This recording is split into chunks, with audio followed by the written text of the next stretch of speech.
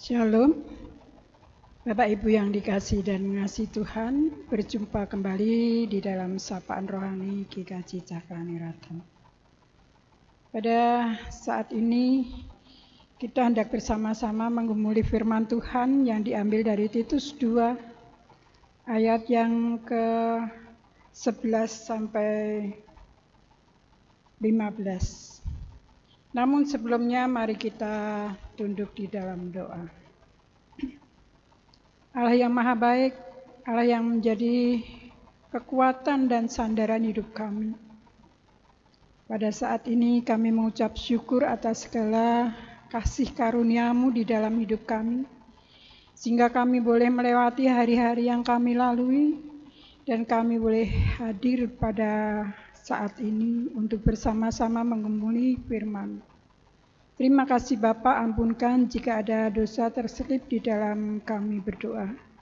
Dan kiranya juga Roh Kudus berkarya di dalam setiap hati kami, berkarya melalui firman yang hendak kami sampaikan, sehingga firman-Mu ini benar-benar menjadi terang di dalam hidup kami. Terima kasih Bapa, di dalam nama Tuhan kami Yesus Kristus kami berdoa dan mengucap syukur. Amin. Bapak Ibu yang dikasihi dan mengasihi Tuhan, firman Tuhan yang hendak kita gumuli pada saat ini saya ambil dari Titus 2 ayatnya yang 11 sampai 15 yang demikian bunyi firman-Nya. Karena kasih karunia Allah yang menyelamatkan semua manusia sudah nyata. Ia mendidik kita supaya kita meninggalkan kefaksikan dan keinginan-keinginan duniawi, dan supaya kita hidup bijaksana, adil, dan beribadah di dalam dunia sekarang ini. Dengan menantikan penggenapan harapan kita yang penuh bahagia dan pernyataan kemuliaan Allah yang maha besar dan juru selamat kita, Yesus Kristus, yang telah menyerahkan dirinya bagi kita untuk membebaskan kita dari segala kejahatan dan untuk menguduskan bagi dirinya suatu umat, kepunyaannya sendiri yang rajin berbuat baik.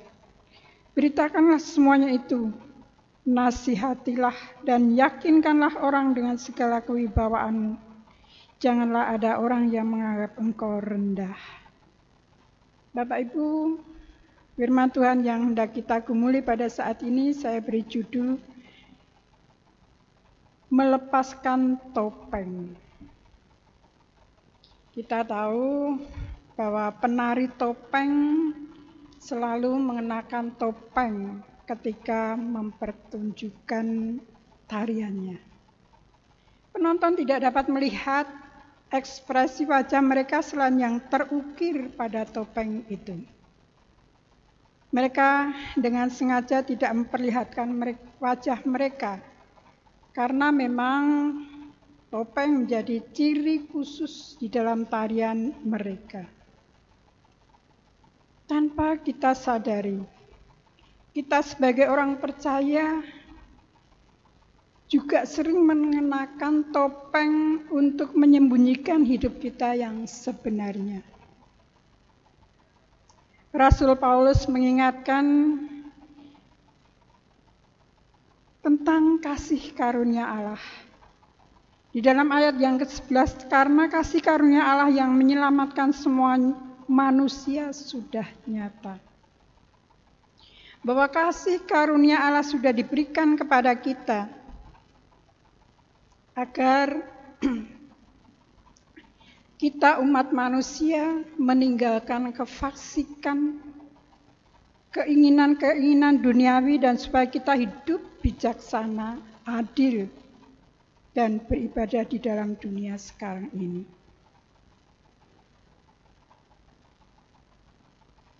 Selagi kita masih ada di dunia ini, kita mau hidup bijaksana.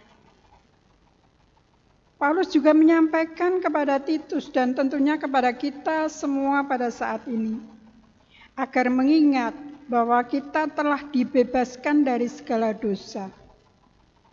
Kita diselamatkan bukan untuk hidup seenak kita sendiri, tetapi hidup untuk menjadi milik kepunyaan Allah. Namun ternyata topeng kerohanian belum sepenuhnya ditinggalkan oleh orang-orang percaya pada saat ini, pada zaman ini.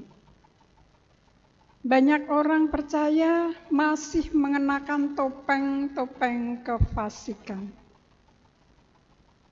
Orang bilang munafik. Di depan, di rumah ibadah, di lingkungan orang percaya, mereka kelihatan alim, mereka kelihatan bijaksana, namun di luar itu mereka nyatanya seringkali bertentangan dengan apa yang ditampakkan ketika di gereja ataupun di dalam pelayanan-pelayanan mereka.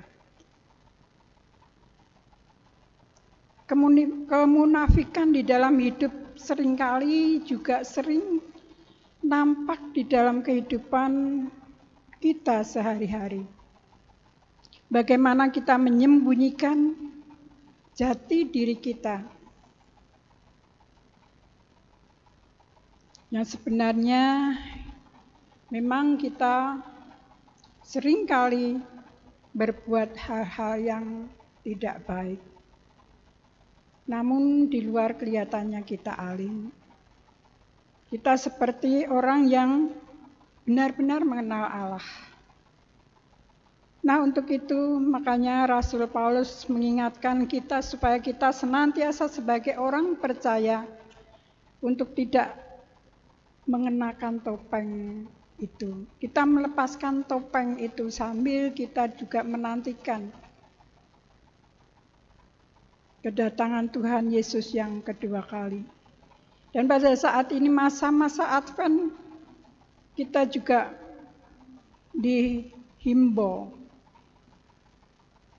diajak untuk mempersiapkan hati dan pikiran kita untuk belajar hidup bijak. Belajar hidup sesuai dengan kehendak Tuhan. Sehingga pada saat Tuhan Yesus datang yang kedua kalinya, Dia tidak akan kecewa dengan hidup kita. Sambil juga kita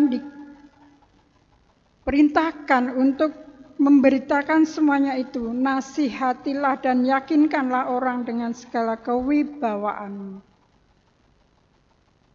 Janganlah ada orang yang menganggap engkau rendah.